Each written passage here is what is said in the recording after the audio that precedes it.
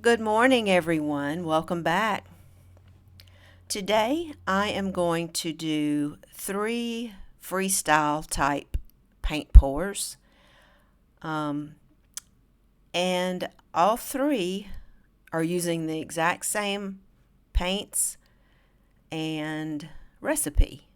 So I thought that might be helpful, knowing that you can do many things with one recipe. Sometimes that's not true.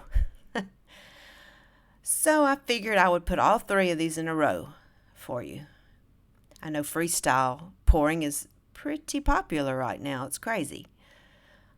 So welcome back to my channel if you've been here before. If you haven't, welcome.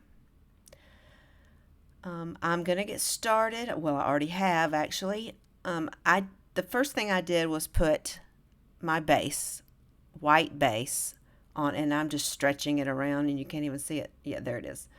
Um, I just pour like a pillow of white paint when I first start, just to, help it flow better. And I actually like the white to show through in the background as well. So I mix my paints with just floetrol, and I know I've said this before, but if you haven't been to my channel, you don't know. So I just use 1 part paint, 1 part floetrol to about a 1/3 part paint. No water, unless you're using heavy bodied, but it's pretty thick, the paint is. So I made many, many colors when I did this, and these little cups that I'm using are like the little bathroom cups that you can buy to use in your bathroom. And they're just little mini cups. And I decided when I layered my colors, I would put them, instead of doing several layers of rows of colors, I just put 1 layer in each cup. A lot of times when you do a lot of layers with many colors, you get muddy colors.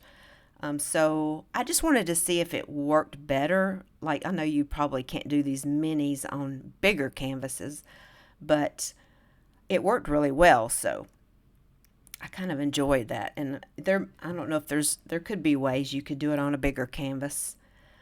So I layered these little mini cups with just, like I said, 1 layer, and stretched it out. It's very simple. This will be a good one to start learning on. And this canvas, I believe, is a 12 by 20. It's small. But I like these longer canvases for some reason. They're very pretty. So I'm just stretching it out so it'll cover my edges. Like I said, pretty simple. I will list all the colors I used. I made so many. It was funny. Didn't use them. I didn't even use all of them. I made so many. But it takes a minute sometimes if you don't use a lot of paint to stretch it out. These little cups obviously don't hold a lot. So I thought that turned out pretty well. It's nice and easy to learn. Makes a mess, but doesn't all our art, right? So that one's done, and we're getting ready to go to the second one. I am getting ready to do a little mini series of these smaller canvases, like 10 by 10s, just maybe to hang all together in a spot on my wall. And once I hang them, I'll show you guys all of it together. But so I started on this little small one. This is my first one. And I just decided to do it right after I did the other one. Just to see, I didn't know exactly what I wanted to make, but I decided to do a ring pour on this one.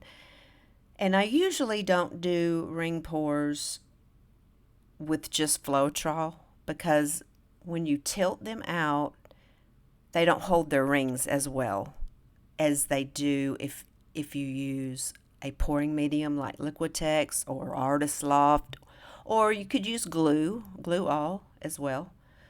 But since I wasn't going to be tilting it a lot, I just went with it with what I had. I mean, floetrol will hold your rings a little, but if you tilt a lot, they're not going to hold so well. So I'm pouring the ring on, and I switch directions. Sometimes I do that. I don't want all the same color on one side. And just when you get down to the end of your ring pours, just go slower and try to catch the drip. That's the hardest part at the end, because it'll mess up the entire thing if you don't catch it. Especially if you are tilting out more. See, I'm not going to tilt as much on this one.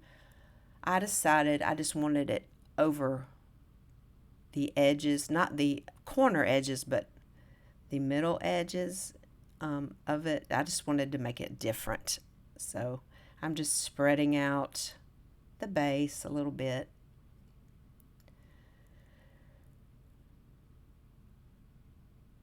And I decided that on this one that I was, using my finger to cover the edges there, but being that I was going to tilt it, I didn't want the paint wasn't as thick on the edges where I was pushing it with my finger, so I added a little more so it would all be even. So I just kind of go around in a circle, at first when you're tilting a ring pour. And I just let it go off 4 of the little edges like there. And I decided to leave it like that. And I'm going to do all of whatever I do in the series. I'm going to do them all like that. Just tilt off the little tiny edges there. So there's my second one. Okay, my third one I had tried and failed, so I'm trying again. I don't know when when you sling the paint across in your cup, just be careful. Sometimes when you sling it across like that, you sling a huge amount at once, and I think that's what I had done the first time. And I had some really huge areas of color, and I didn't want it that way. This one I did a little different. I didn't use as many colors, but I decided to make like a cup of 2 or 3 colors, and then another cup of a few more, and then tilt it out. So I hope you try these if you're interested in freestyle. They are simple and fun and very colorful. At the very end of this, I have a photo of this dry, and I have not even varnished it or resin or anything to finish it. And the colors are bright, and it still looks good even without a finish. So I thought you might want to see it that way as well. So it's almost over. Just if you want to, stay till the end so you can see the dried result and see how bright the colors are. I will list, like I said, all the colors in my description at the very end. So, in the description of the video. So, thank you so much for joining me, and I hope you have a great day. Take care. Bye-bye.